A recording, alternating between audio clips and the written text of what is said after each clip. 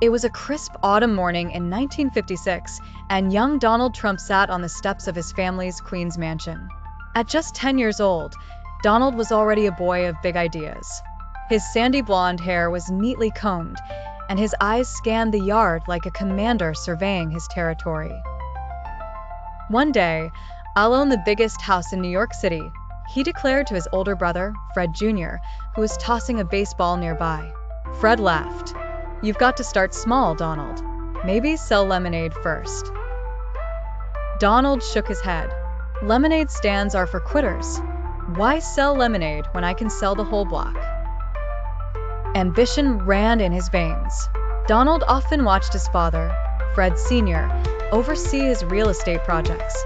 He admired the blueprints, the buildings, and especially the way his father commanded respect. Donald dreamed of skyscrapers, tall and shiny, bearing his name. But ambition wasn't all Donald had. He was also a bit of a schemer. One day at school, Donald convinced his classmates to pool their lunch money to invest in what he called the Trump Treasure Fund. He promised everyone they'd get rich, but his plan fell apart when the teacher discovered the stash of coins hidden in his desk. "You can't just take people's money, Donald," his teacher scolded. "I wasn't taking it," Donald protested. "I was managing it." The incident earned him detention, but Donald wasn't deterred. "I'll show them," he muttered to himself. "One day, they'll wish they'd trusted me." Donald's ambitions often clashed with his impulsive nature. He once tried to build a treehouse in the backyard without asking permission. Armed with a hammer and a stack of wooden planks, he went to work. But Donald wasn't exactly known for patience. Instead of measuring carefully, he hurried through the job.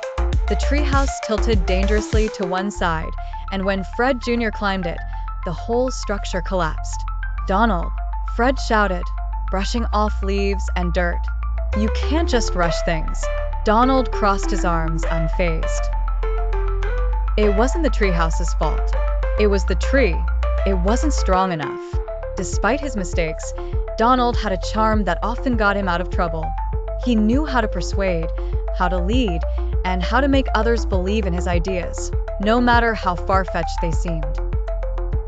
As the sun set that day, Donald stood by the window, watching the city lights in the distance.